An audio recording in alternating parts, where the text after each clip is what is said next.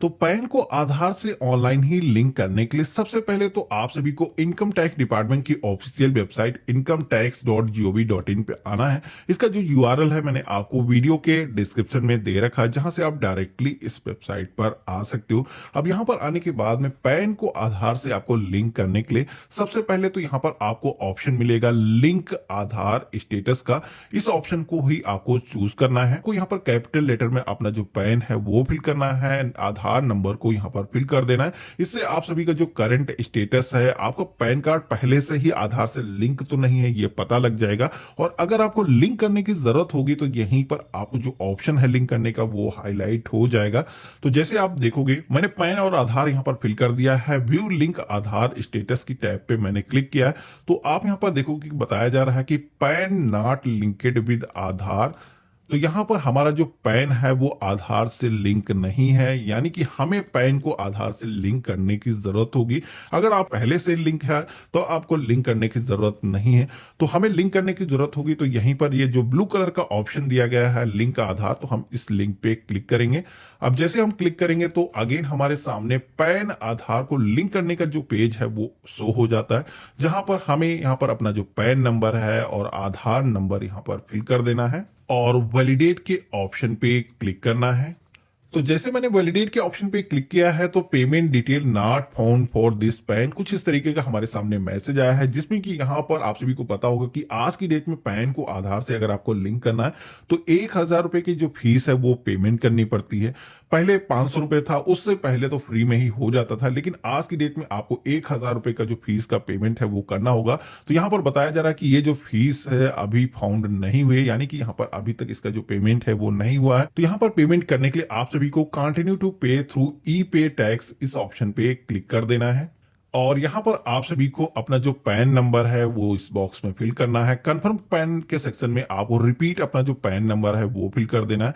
Then यहां पर आप सभी को अपना जो मोबाइल नंबर है वो फिल कर देना है और कंटिन्यू के ऑप्शन पे क्लिक कर लेना है। फोन पर एक ओटीपी को सेंड किया गया है, वो ओटीपी यहां पर हमें फिल कर देना है। देन आपको कंटिन्यू के ऑप्शन पे क्लिक कर देना है। तो आप देखोगे कि मोबाइल ओटीपी यहां पर सक्सेसफुली वेरीफाई हो चुका है। अब हमें यहां पर कंटिन्यू के ऑप्शन पे क्लिक कर देना है।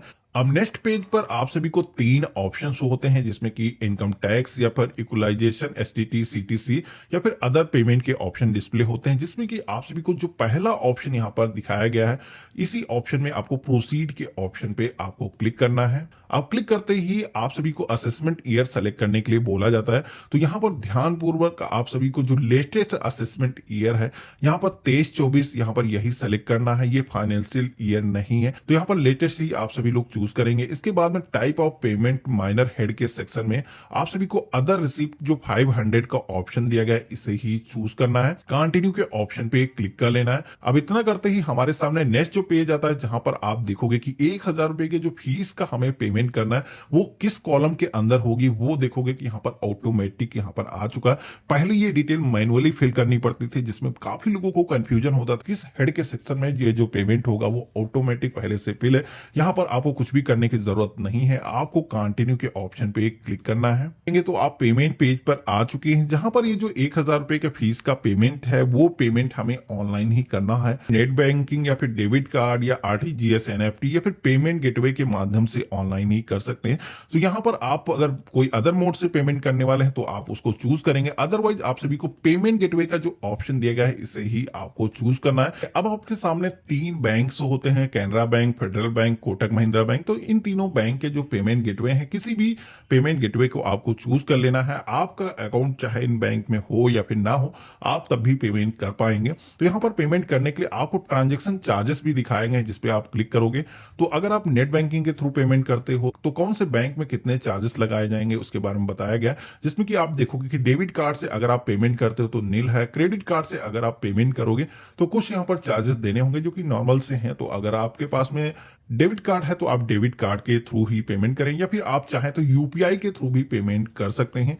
तो यहाँ पर मैं कैनरा बैंक के ऑप्शन को सेलेक्ट करता हूँ, देन यहाँ पर कंटिन्यू के ऑप्शन पे क्लिक करता हूँ। आपको इस पेज में नीचे की तरफ आना है और यहाँ पर पे नाउ का जो ऑप्शन दिया गया इस पे हमें क्लिक कर देना है और यहाँ पर टर्म एंड कंडीशन को आपको रीड करना है। इसको आप डाउन करेंगे नीचे की तरफ और यहाँ पर आप सभी को आई एग्री करने का एक ऑप्शन मिल जाएगा जिस पे क्लिक करेंगे, देन सबमिट टू बैंक के ऑप्शन पे क्लिक कर देंगे। पेमेंट गेटवे आ चुका है जिसमें कि ये जो पेमेंट है क्रेडिट कार्ड, डेबिट कार्ड या नेट बैंकिंग, यूपीआई या फिर व्हाट्सएप के थ्रू हम कर सकते हैं। तो जिस भी मोड से आप पेमेंट करने वाले हैं आपको चूज कर लेना है। तो यहाँ पर मैं डेबिट कार्ड के माध्यम से पेमेंट करना चाहता हूँ। डेबिट कार्ड के ऑप्शन को सेलेक्ट करेंगे, यहाँ पर अपना कार्ड नंबर, एक्सपायरी, उसका जो सीवीवी नंबर है, जो भी नेम उस पर प्रिंटेड है फिल करेंगे।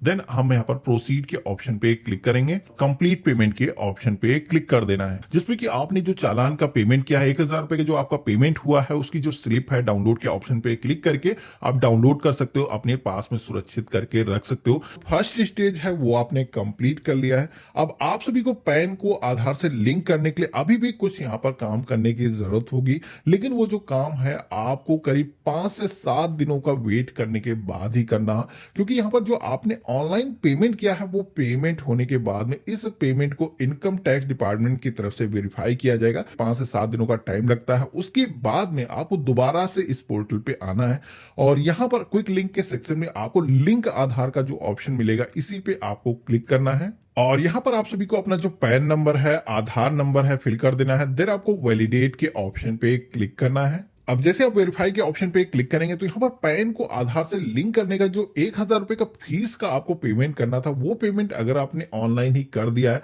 तो आप सभी के सामने कुछ इस तरीके का मैसेज आएगा जिसमें कि यहाँ पर पेमेंट आपका इनको रिसीव हो चुका है। और पैन को आधार से लिंक करने के लिए आप सभी को यहाँ पर अब जो कंटिन्यू का ऑप्शन दिया गया इस पे आपको क्लिक करना है। अब जैसे आप क्लिक करेंगे तो यहाँ पर आप सभी के आधार कार्ड पर जो भी आपका नेम है वो नेम यहाँ पर फिल करने के लिए बोला जाता है। इसी के साथ में नीचे की तरफ आपको 2 ऑप्शन दिए गए हैं जिसमें कि आप सभी के पैन कार्ड पर अगर केवल डेट ऑफ बर्थ का ईयर ही पड़ा हुआ है, उस पर पूरी डेट ऑफ बर्थ नहीं है, तब जा करके उन्हें यहाँ पर इस पर क्लिक करना है। अदरवाइज सारे ही यूजर को इस ऑप्शन पे क्लिक नहीं करना है। I agree validate Aadhaar data इस ऑप्शन पे क्लिक करना है और लिंक आधार के ऑप्शन पे क्लिक करना है। तो बस इतना करते ही आप देखोगे कि आपके पैन को आधार से लिंक करने की जो रिक्वेस्ट है वो सक्सेसफुली यहाँ पर दर्ज हो चुकी है।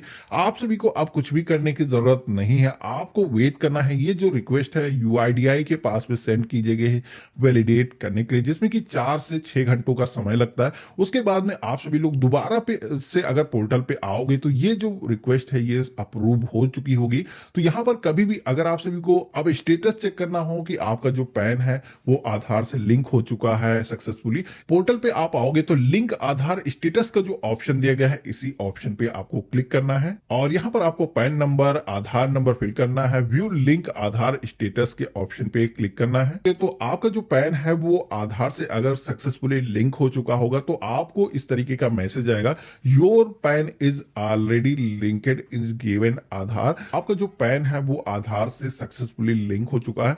अब आपको कुछ भी करने की जरूरत नहीं है। अब आगे भी आप अपने पैन कार्ड को यूज कर पाओगे।